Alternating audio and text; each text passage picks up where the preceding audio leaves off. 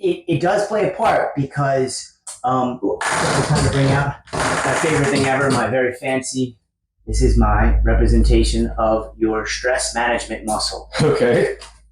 Which is diaphragm. The diaphragm. Yes, yeah. So diaphragm, on the inhale, here first, we'll find out where it is. And yeah, we have a terrible relationship with this in the West. So everybody take your lowest rib, your hands, and what you just touched is where the diaphragm connects to our lowest rib and allows us to perform thoracic excursion. So that's when we take an inhale, and this diaphragm where you just touched expands, pushes that open, creates a negative sucking force, outside pressure greater than inside pressure of the lungs. Will vacuum.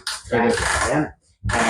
And fill the lungs fill with air, like people say all the time. Like, you got strong lungs. Impossible. Your lungs do nothing.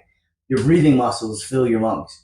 And that's that diaphragm? Yeah, that's the diaphragm. So when we're doing the vacuum breath, your rectus abdominis are the ones that are sucking in. And what the diaphragm's part in that is, it is pushing up extra because you're sucking in, and the diaphragm's going even more so into the thoracic cavity and pushing on your vagus nerve, which is a really important part of why this diaphragm is your stress management muscle, that and its relationship with the heart.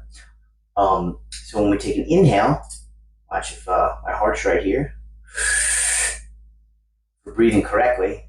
The diaphragm just moved away from my thoracic cavity, creating less pressure in my thoracic cavity. If there's less pressure in my thoracic cavity, my heart will send a message to my brain: less pressure, pump more, up, regulate. Wow. On the flip side, the diaphragm does, but just like you, I thought the same thing, that when I suck in like that, the diaphragm's doing that. And that's what Hicks and Gracie thought as well. But on the flip side, when we exhale, the diaphragm does absolutely nothing. It just goes loose. And we allow it to go back up into that thoracic cavity. Puts more pressure on the heart in the thoracic cavity. Heart sends message to the brain: hey, we have more pressure, pump less, down, regulate. Okay. And while it's pressing on the thoracic cavity, it's also pressing on our vagus nerve. And that's going to simulate a parasympathetic response, okay, which is our chill nervous system. We can rest, digest, and recover. So super important. And just like anything else, this diaphragm, if anybody's ever had your arm or leg in a cast, take that cast off, super atrophied, weak.